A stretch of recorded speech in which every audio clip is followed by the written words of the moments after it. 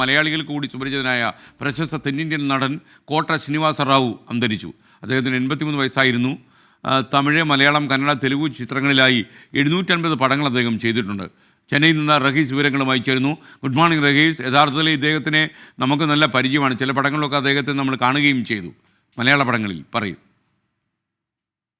അദ്ദേഹത്തിന്റെ വില്ലൻ വേഷങ്ങളൊക്കെയും വളരെ സുപരിചിതമാണ്. മലയാളികളെ സംബന്ധിച്ചിടത്തോളം അവർക്കൊരു തെന്നിന്ത്യൻ നടൻ മരിച്ചു എന്നതിനപ്പുറത്തേക്ക് അവർക്ക് ഏറ്റവും പ്രിയപ്പെട്ട ഒരു നടന്റെ വിയോഗം അത് വലിയൊരു ദുഃഖവാർത്ത തന്നെയാണ്. ഏറ്റവും പ്രധാനമായിട്ടുള്ളത് ഇദ്ദേഹം വീട്ടിൽ കഴിഞ്ഞ ദിവസം ഹൈദരാബാദിലുള്ള വീട്ടിൽ വെച്ചായിരുന്നു ഇദ്ദേഹത്തിന്റെ അന്ത്യം.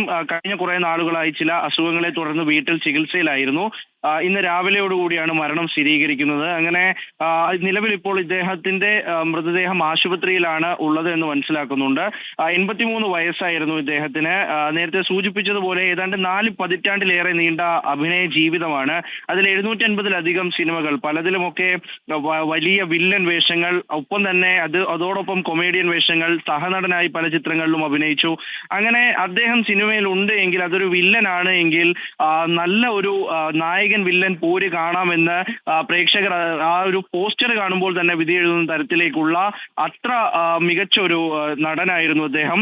തമിഴ്, തെലുങ്ക്, മലയാളം, കന്നഡ തുടങ്ങിയ ഭാഷകളിലൊക്കെ അദ്ദേഹം അഭിനയിച്ചിട്ടുണ്ട്. അതിൽ മമ്മൂട്ടിയോടൊപ്പം ട്രെയിൻ എന്ന് പറയുന്ന ഒരു ചിത്രത്തിൽ അദ്ദേഹം അഭിനയിച്ചിട്ടുണ്ട്. 1999 മുതൽ 2004 വരെ അദ്ദേഹം MLA-യുമായിരുന്നു. വിജയവാഡ വെസ്റ്റ് മണ്ഡലത്തിലെ MLA ആയിരുന്നു. 2015 അദ്ദേഹത്തിന് പത്മശ്രീ നൽകി രാജ്യം ആദരിച്ചിട്ടുണ്ട്. തെലുഗു ചിത്രമായ പ്രണം ഖദീരു എന്ന സിനിമയിലാണ് ആദ്യമായിട്ട് ഇദ്ദേഹം 1978-ൽ വേഷമിടുന്നത്. അതിനുശേഷമാണ് 2003-ൽ അദ്ദേഹത്തിന് ഒരു വലിയ സ്വീകാര്യത കിട്ടുന്ന വിക്രമിന്റെ സിനിമ ഇറങ്ങുന്നത്. അതിൽ സ്വാമി എന്ന സിനിമയിൽ കോട്ട ശ്രീനിവാസ റാവു അവതരിപ്പിച്ച പെരുമാൾ പിച്ചെ എന്ന കഥാപാത്രമുണ്ട്.